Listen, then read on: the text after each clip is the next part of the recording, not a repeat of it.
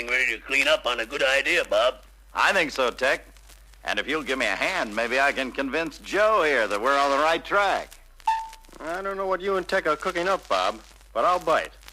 Why all the cleaning stuff? Well, Joe, we're going to get ready to handle appearance maintenance for our customers.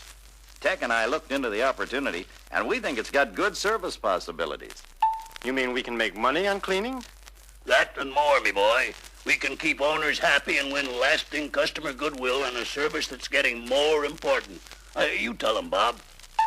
Well, Joe and everybody knows that owners buy cars today on the basis of how beautiful they look, as well as how nicely they perform. In fact, how beautiful a car looks inside and out is often the biggest factor in making a sale. There's a lot of pride of ownership riding on car beauty. To women owners, it's the most important feature. That makes sense, Bob. Owners pay for wash and polish jobs to keep their cars looking nice on the outside. So why shouldn't they pay for cleaning the inside to keep it looking new? Exactly, Joe. And while cleaning car interiors is easy, Tech and I want to point out a few things to keep in mind. Like what, for instance? Well, remember, boy, we're using a whole new range of fabrics today and a lot of bright, light colors, too. Right. We got everything from vinyl plastics to fancy cloth bouclés.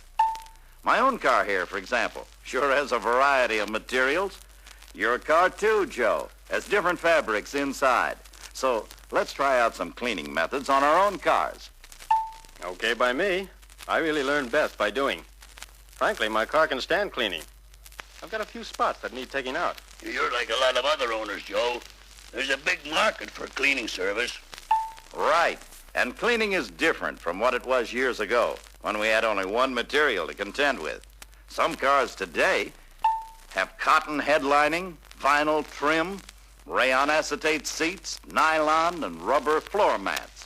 5 separate materials, not to mention the paint, stainless steel, and chrome moldings on the inside. Oh, so different materials call for different handling when it comes to cleaning. That's the general idea. But there are cleaners available that can clean almost any kind of material. Well, what Bob's getting at, Joe, is that interior cleaning is going to take some thought and careful patience. Yeah, and a few of the usual home remedies may not work in some cases. So we better start off by outlining some of the ground rules for cleaning interiors first. Maybe you'd better give me an example. Okay, Joe, here's one thing to remember. You don't rub a spot out of a material.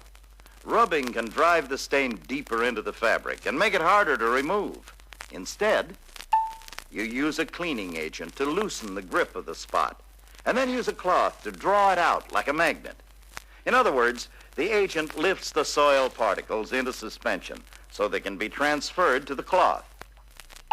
Besides that, Joe, there's a real knack to using a cleaning cloth properly for removing a spot from a fabric. Okay, so I don't rub. But what's this about a knack to using a cloth?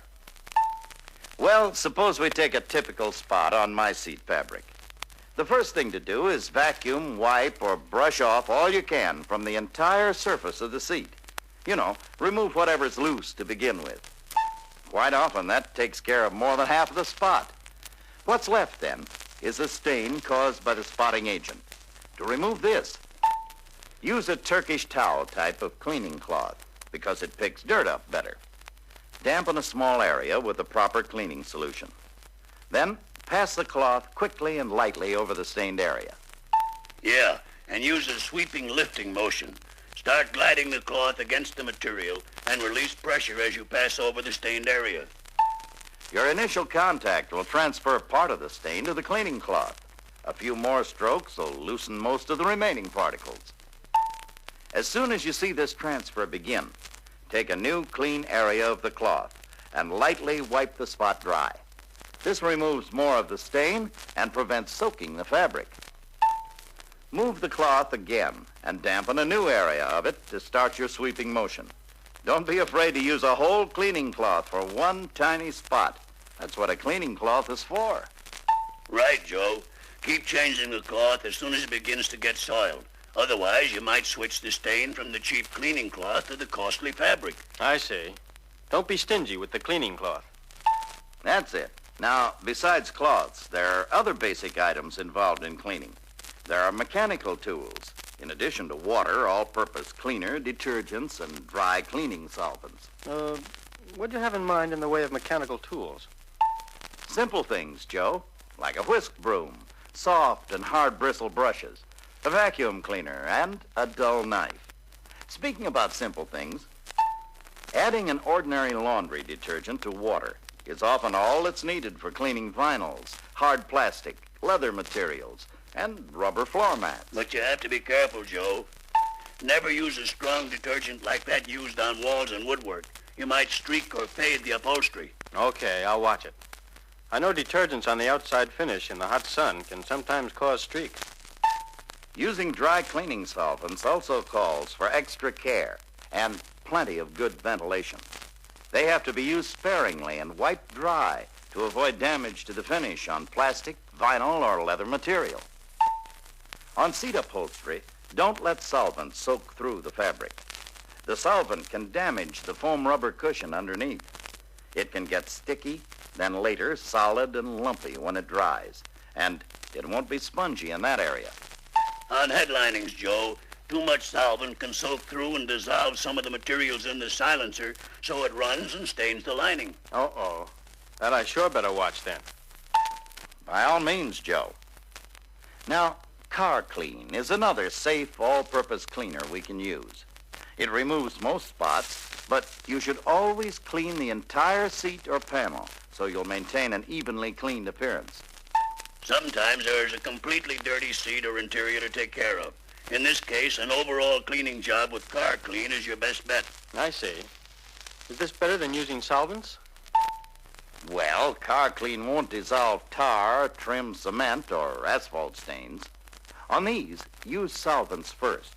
After that, use Car Clean over the entire surface so there won't be any unsightly rings. After mixing Car Clean, like it says on the label, apply it to the upholstery with a brush. Use short, agitating strokes to get an even application and produce a creamy foam. Don't scrub, because you might damage the cloth. Timing is important. Wait till the foam disappears. Then use a towel to wipe the surface thoroughly. Use heat lamps to fast dry the seat completely. When it's dry, use a brush to remove any loosened dirt particles still present and to restore the nap. That's what we call our complete cleaning method. You'll find more details on it in this reference book. Okay, Bob. I can sure use that book. If somebody will please turn this record over, we can use the other side to talk further about cleaning interiors. Let's talk now about the different kinds of stains we might be asked to remove. There are about 6 common groups. For instance, there's dirt, mud, and clay. Next, there's coffee, tea, soda pop, and water. Third, there's candy, chocolate, ice cream, and milk. Fourth are stains from blood or urine. Fifth, grease, oil, wax-based shoe polish, and tar. And sixth, there are stains from lipstick and rouge. Well, let's take them up in that order, Bob, and give Joe some fine points on cleaning. I really had that in mind, Tech, starting with dirt, mud, and clay. On those, Bob, wouldn't you use the brush first and then the vacuum? Yeah, Joe. Never start with water or a wet cloth. That'd make the dirt cake in the fibers. And if the mud is kind of fresh, well, just let it dry completely. Then you brush it off. Right. The remaining stain you'd clean with mild detergent in water and a clean cloth.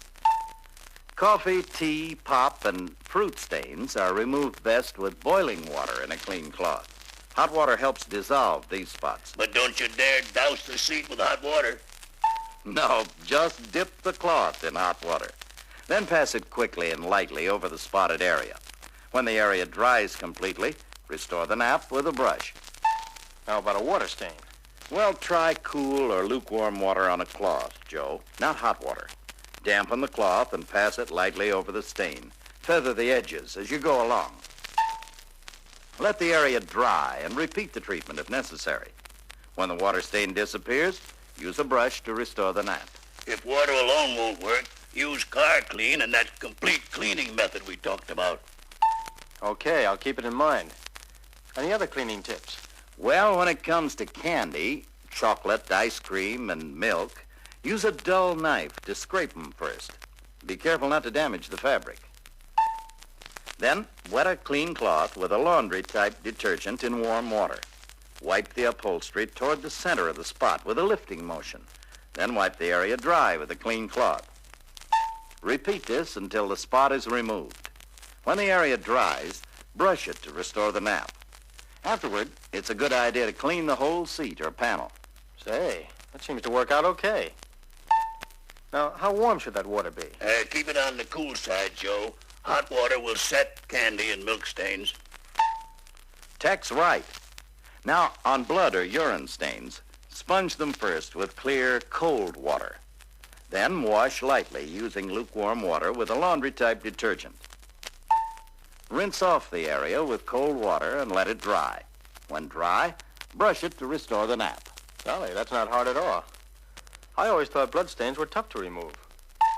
Most spots are easy, Joe, if you don't rush the job. Just use plenty of care and patience. Will do, Tech. Now, Bob, what's next? Well, on grease, oil, shoe polish, and tar, Joe, just scrape off any excess first. Then, with dry cleaning solvent on a clean cloth, work from outside to the center of the spot. But go easy. Too much solvent can leave a ring. Keep changing the cloth, or you'll work stain back into the fabric. Continue light lifting swipes until the spot is gone. And remember, be sure there's good ventilation where you're working. Fumes from solvent shouldn't be inhaled. And if grease and oil get on materials like vinyl, use Car Clean and the complete cleaning method. If you want to try solvent on plastic-type material, use it lightly and wipe it off, or it may damage the finish. Now, on a lipstick or rouge stain, work in white Vaseline first to loosen up the spot. Then use solvent on a cloth. For a nail polish stain, use a polish remover that doesn't contain acetone. How about chewing gum?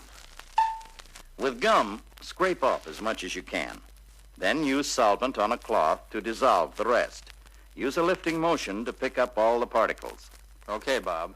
And I won't use too much solvent. Good. Always use solvent sparingly. It's best to make a number of small applications with a cloth. Yeah, if you soak a material with solvent, you can dull or spoil the finish. If you're worried about the effect a solvent might have on a new fabric, try the solvent on a small area in an out-of-the-way place. If this tests out okay, then go ahead. If not, try a different type of solvent. All right, Bob. Any other tips? Well, plastic covers on new car seats should be removed when a customer takes delivery. They cut down the natural springing of the cushion and make the ride less comfortable. But even more important than that, if that plastic stays on too long, condensation can form underneath. This can stain the fabric. These covers are meant only for temporary protection during shipment, so let's notify our customers. I'll play it safe then and remove those plastic seat covers. Now, how about cleaning the carpeting in cars? About the same way you clean the upholstery, Joe. Bob can cover the few differences. You can use a stiff bristle brush on carpeting instead of the soft brush you use on seat fabrics. Regular stiff brushing and vacuuming will remove the embedded dirt that does the most harm. If the carpet needs more than stiff brushing and vacuuming, do a complete car clean job like you did on the seats. Will do, Bob. Now, anything else on inside cleaning? Oh, yeah, the headlining. To clean it, Joe, use a foam-type cleaner on a sponge. Move the sponge in one direction from side to side. Don't exert too much pressure, or the lining may come loose at the sides. Use only the foam for cleaning. If you wet a cotton headlining too much, it might shrink when it dries and pull away from the sides. Plastic headlinings, of course, won't do this. Suppose one does come loose. What then? Relax, Joe. You'll find a section on minor tears and other headlining repairs in this reference book. That's fine, Tech. I sure wouldn't want to replace a whole headlining. Here's something else, Joe. The cleaning of convertible tops is also covered in that reference book. Convertible tops? Swell. I know I can use pointers on cleaning tops. Fine. Now for some other outside cleaning tips. We should tell our owners not to wipe off dust or dirt with a dry cloth. That can cause hairline scratches in the paint. Always flood the car with water first to loosen the dirt and prevent scratching when you wash it. Okay. How about waxing a new car, Bob? Well, it takes about 3 months for a new enamel finish to age. So don't apply wax or polish for the first 3 months.